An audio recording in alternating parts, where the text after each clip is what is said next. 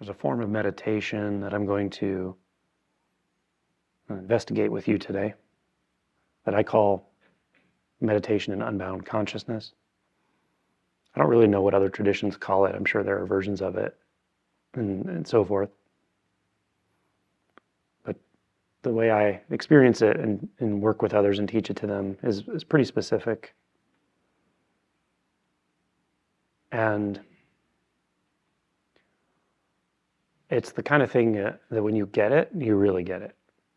But until that point, it can be a little slippery,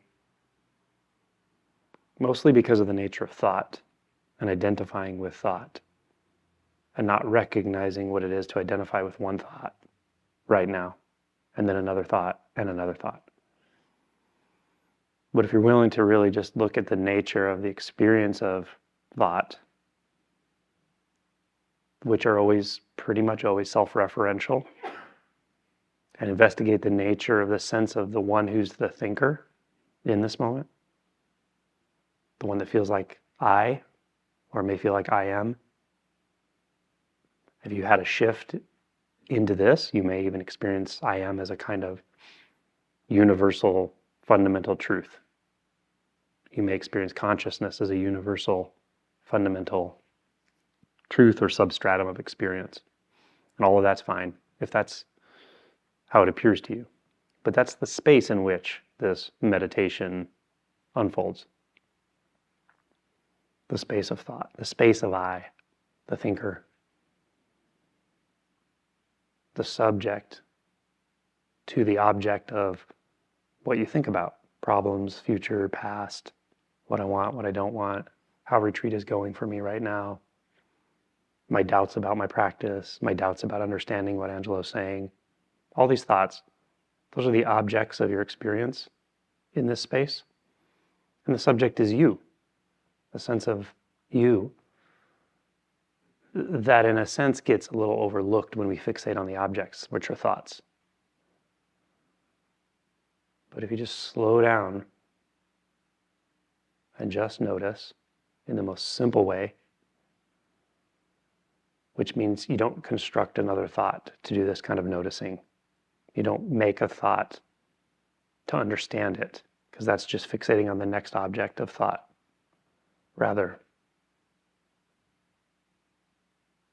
just rest in the simple, aware, conscious sense of you right now. It's as close as you can get to you. It is you. It requires no thought to confirm it.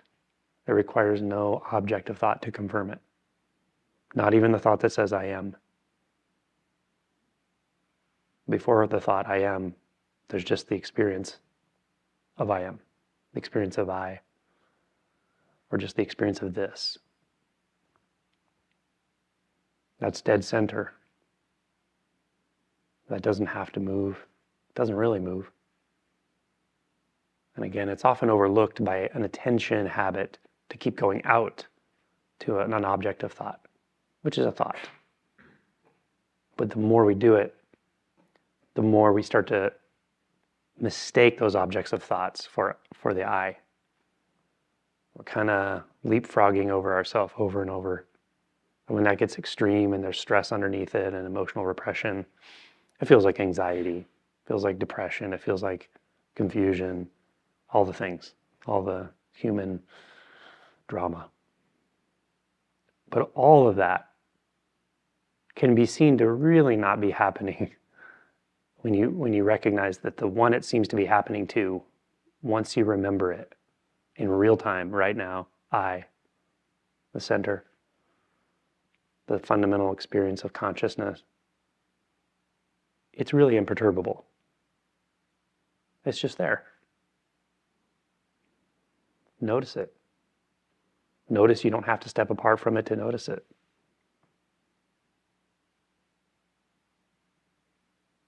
It is itself emanating this kind of noticing.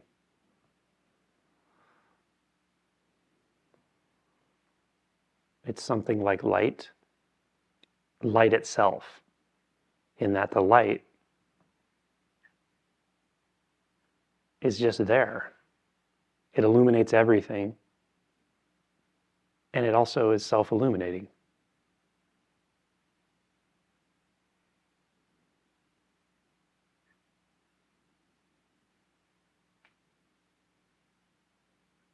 Light shines on light, on light, on light. It's just all light. And this way, it's just all consciousness.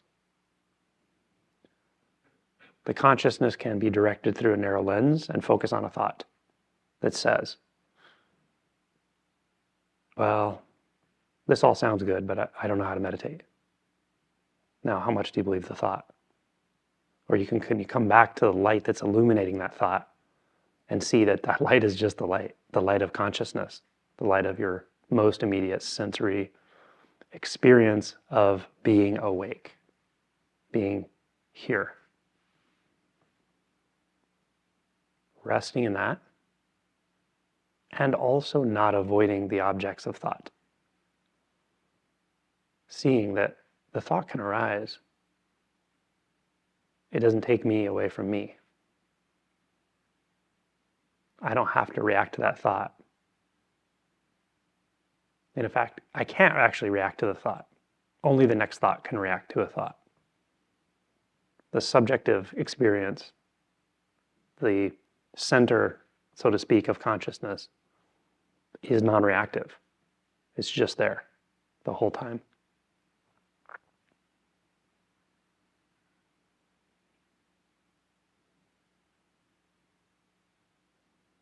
So whether you start there, the I am sense, the I, the just this, the center of this vast cloud of consciousness, this oceanic experience of consciousness that stretches out into everything you've ever thought, everything you've ever perceived, everything you've ever doubted, every form of thought that's ever appeared. All of that, all of those are just waves on the ocean. Every way you've thought about your life, every doubt you've had, even as a child, every fear you've had, every confusion you've had, every success you've had, all of those are forms of thought, forms of consciousness. That's the ocean and waves together.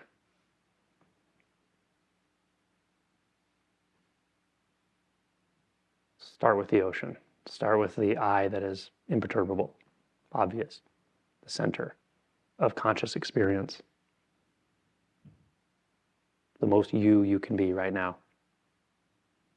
And it's quiet. Sometimes it's overlooked because it's quiet. It's not yakety yak like the thoughts. We learn to value the yakety yak without realizing it. And we value it because we react to it without noticing. You don't have to react to thoughts at all.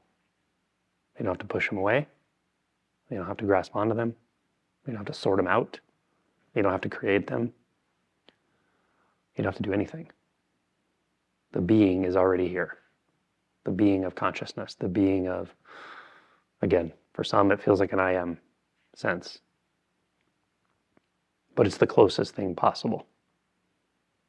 It's totally adaptable. Like crystal clarity that can accommodate anything. Like a prism, anything can be seen through the prism. Any thought can be seen through the lens of consciousness, but it does not change the prism itself. It doesn't change the clarity when something appears within the clarity, even something that appears unclear. Yeah, because if it appears unclear, that's a thought. There can be a thought that says, I'm confused. It doesn't change the clarity. Clarity is here.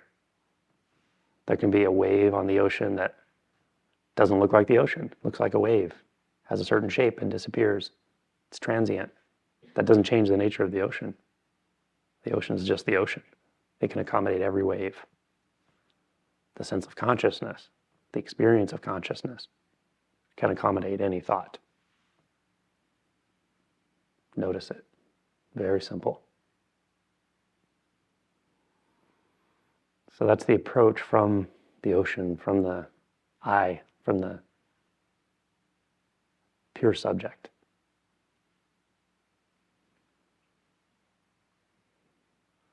If that works for you, if you're there without having to even think about it, stay there. realize you've never left there. That's how you stay. And listen or don't listen to what else I say.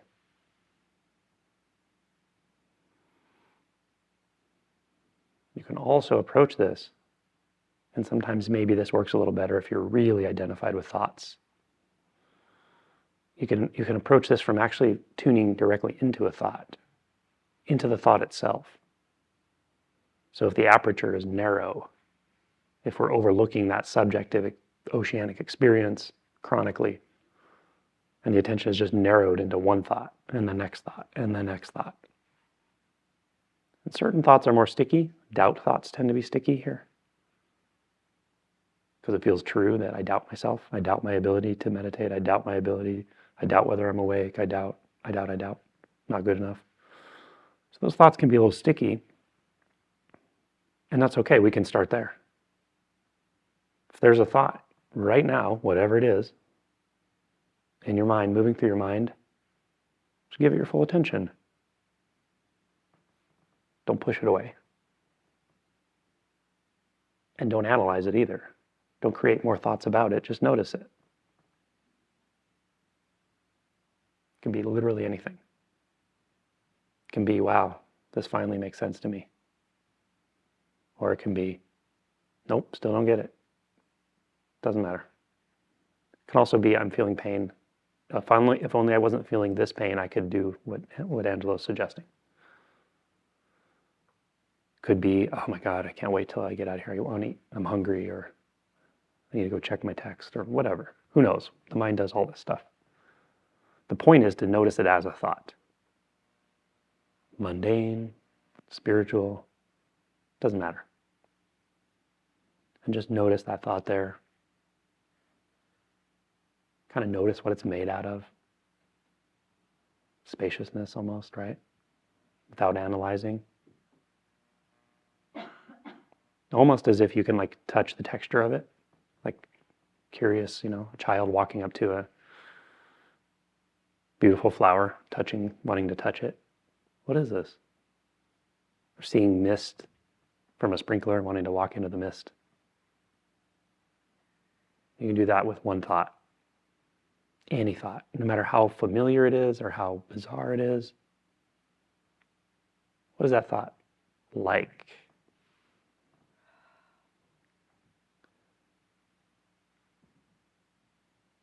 Almost as if, can I get close to it? Now, when I say that, you may have an image in your mind. And that may create another thought, like an image thought of you, your body moving towards something. That is the next thought. Do the same thing with that thought. If there's an image thought, touch it with your consciousness, with your eye sense, with your sense of just being awake and aware. Is there even a dividing line?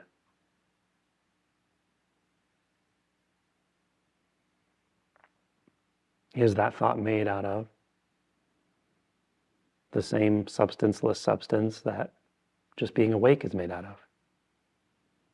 And just being I is made out of? And consciousness is made out of? The ocean is made out of. The ocean of consciousness is made out of water. The underlying substance of wetness. If you're fixated on the waves, resisting the waves, trying to ride the waves, you may not notice the wetness. But if you notice you are the entire ocean, you are all of the consciousness. Any sense of I could only arise as this consciousness. And you're also any thought that appears, whether it's narrative, a voice talking, your own voice talking to yourself, a visual image appearing. It is all that wetness of the ocean. It is that light of consciousness. Pure conscious knowingness without an object of knowing.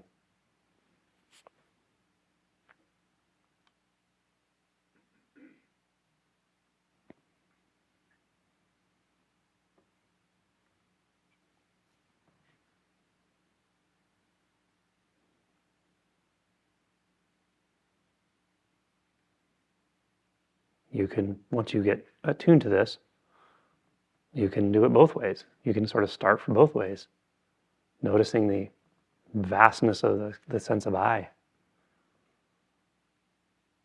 the quiet, silent me at the center and at the periphery of everything. That light moving through space that illuminates anything it touches, but itself is just kind of there. And notice what it illuminates simultaneously.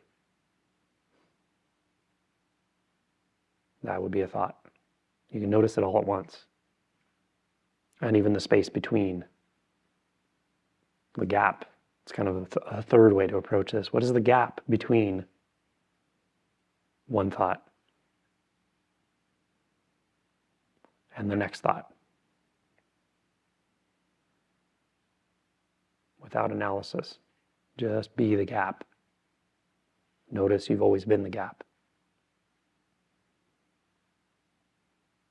Notice the gap is the substratum for the subject and object, and for any form of thought that appears.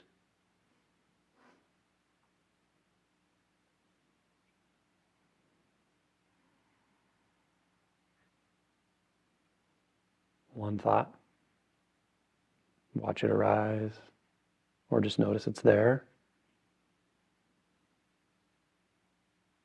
Don't push or pull on it. Stay in neutrality, because the space of knowing a thought is neutrality. And then notice it subsiding. There's a gap here. Gap is not a thought. Gap is not a thought. See if the next thought comes. It may or may not.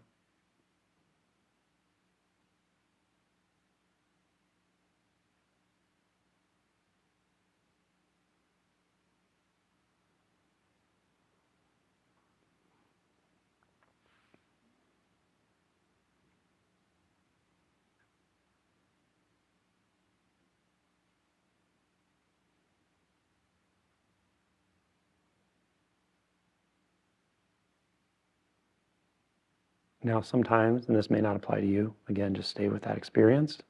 Listen to the voice. If it matters, if it doesn't, ignore it.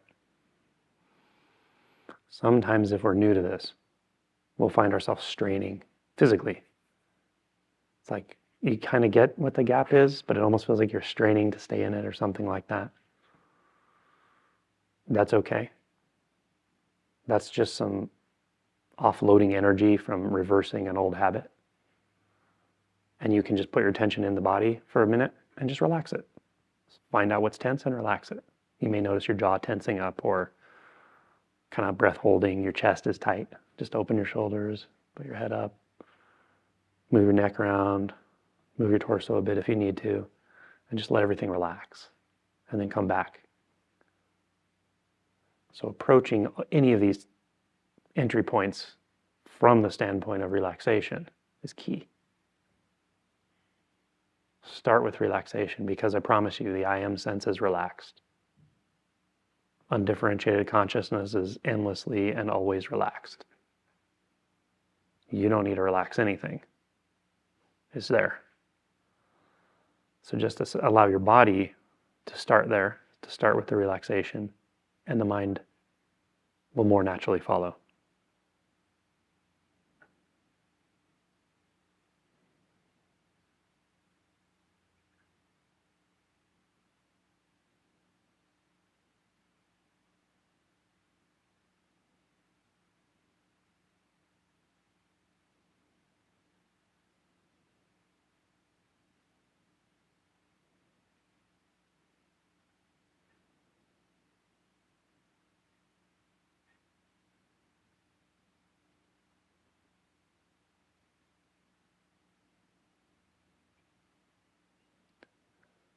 And I'll offer one more pointer.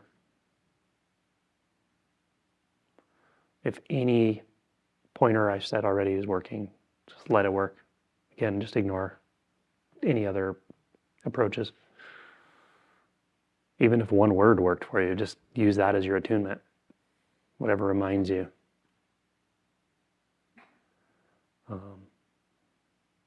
This one may be, I really don't like to use the word advanced, but it may be something that comes later or not, I don't know. But there's a reason for that, and that is when we're identified with thought ongoing, meaning we spend the entire day and even parts of, or a lot of meditation, fixated on thought after thought after thought, and not noticing that there's even a gap or a sense of I or any sense of consciousness as a universal experience. That's the world of mind identification. What we don't realize is that our attention is actually very narrowed. It's like narrowed down to a narrow cone or like a laser beam onto thought. We're subjectified, pulled way back into the subject and not even noticing it, and we're just fixated on the object of thought all day long, right? So once you start to have some sense of how this space is naturally, what I've been talking about, and you can drop in. Sometimes it's easy. It's as easy as just opening the entire aperture, like 360-degree aperture. A camera aperture opens from a pinpoint to an aperture like the size of the lens or something. Consciousness is more like a 360-degree, behind, in front, above, below. And thought has this way of structuring itself in a proprioceptive space. So again, if this doesn't make sense, just don't worry about it. Stay with your experience. But if you do get this, it can be as simple as closing your eyes and just letting that aperture be wide open. You're not even opening it, really. Just noticing there is an open aperture always available. So all gaps between thought, all thoughts, all movement of consciousness, and the entirety and the stillness of consciousness are simultaneously noticed.